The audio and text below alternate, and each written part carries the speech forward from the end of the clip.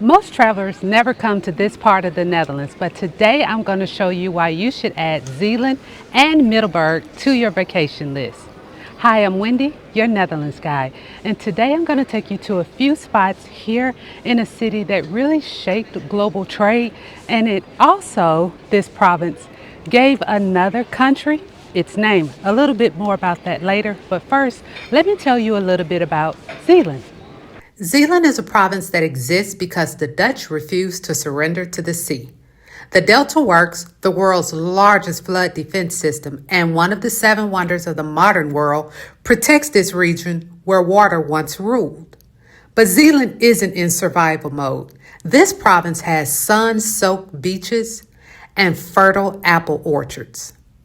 Its nature reserves are thriving where waves once crashed, and is also home to the longest bridge in the Netherlands, stretching 5 kilometers across open water. Every inch of Zeeland whispers one truth: the Dutch don't just live with the water, they command it. And at the heart of this province is Middelburg, with a population of about 50,000 inhabitants. And if you look on a map, it's not really in the middle of anything.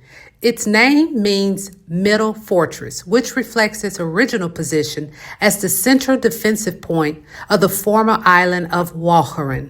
And this Gothic masterpiece, built between 1452 and 1520, is the Stadhuis. There are 25 statues that adorn its facade. These were Zeeland's counts and countesses, which was assigned to every one of the city's wealth and authority. But on May 17, 1940, World War II bombardment reduced it to rubble, with the interior being completely destroyed. Only the facade survived. Later in the video, I'll introduce you to a local Dutch lady whose father was one of the residents that helped to rebuild this city brick by brick. Tucked behind narrow lanes and beautiful bird cages overhead, he suddenly appears. Lange Jan, or the Lange Jan of Middelburg. Rising 90 meters, this tower has watched centuries of storms, traders, and travelers come and go. Locals say if you ever lose your sense of direction, just look up, find the Lange Jan, and follow him home. Because no matter where you wander in Middelburg, this bell tower always points you back to the city's heart. Behind the town hall stands the Abbey Complex. This was founded in the 1100s by the Norbertine monks. It later became the seat of Zeeland's provincial government, with faith and politics all mixed together. For 9 centuries, this courtyard has been Zeeland's power center.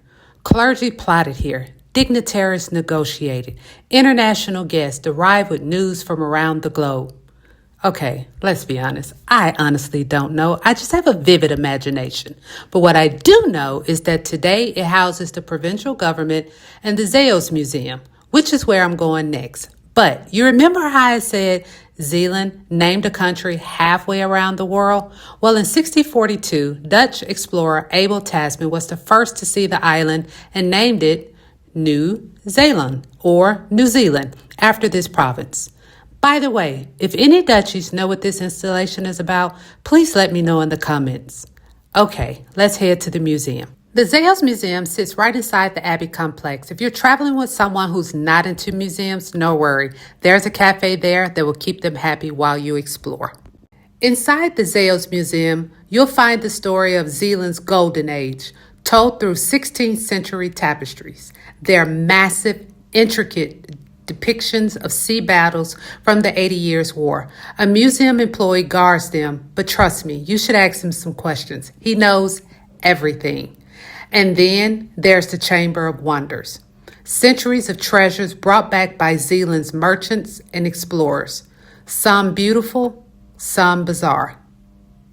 And some, like these mummified remains of a child, are reminders that museums show us the full truth of history, not just the polished version.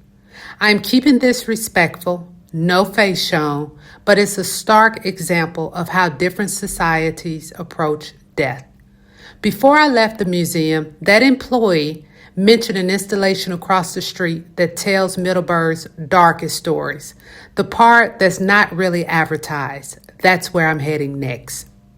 Behind the Abbey Complex is a memorial to an ugly part of how Middelburg built its fortunes.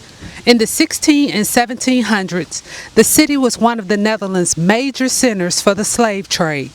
The MCC sent hundreds of ships to Africa and the Americas, transporting more than 30,000 enslaved men, women, and children. This memorial stands as a reminder of that painful history, a way for Zeeland to confront the truth behind its prosperity and ensure these stories are never forgotten. Remember at the beginning when I mentioned meeting someone whose father helped rebuild Middelburg? Her name is Charlotte, and this is how we met. The patron and I were standing in front of this building completely confused. I'm Googling on my phone, he's filming, and suddenly Charlotte walks up and starts speaking with us in Dutch. When she heard my accent, she switched to English and asked if we were lost. Not lost, I told her, just trying to figure out what this building is. And then she said something that changed our entire afternoon. If you like, I can show you where you're going, but first, can I show you my favorite building in the entire city?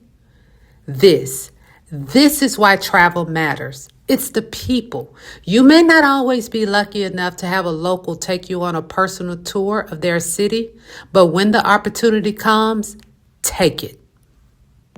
On our way, Charlotte pointed out this covered open stand. It's the site where enslaved people were sold during Middelburg's years as a major trading port.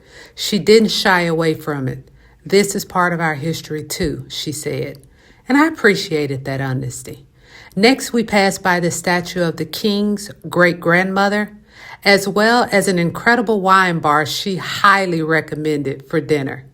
We walked a bit further, and then we turned this corner, and my eyes widened. That dome, the Oostkerk, or East Church, an octagonal Baroque masterpiece built between 1648 and 1667.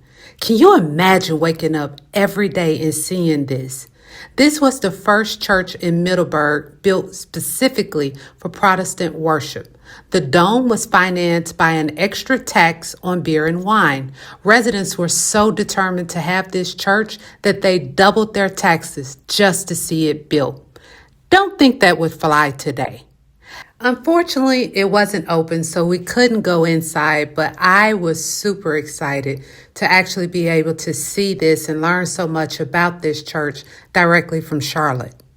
After the East Church, Charlotte led me down these narrow alleys through hidden lanes off the main road and then through a concrete arch into Coopersport, a beautifully restored alleyway with gabled merchant houses dating back to the 17th century. Since 1642, this was where coppers, also known as craftsmen, who made wooden barrels, gathered. The barrels that stored water, beer, and wine on trade ships were made right here.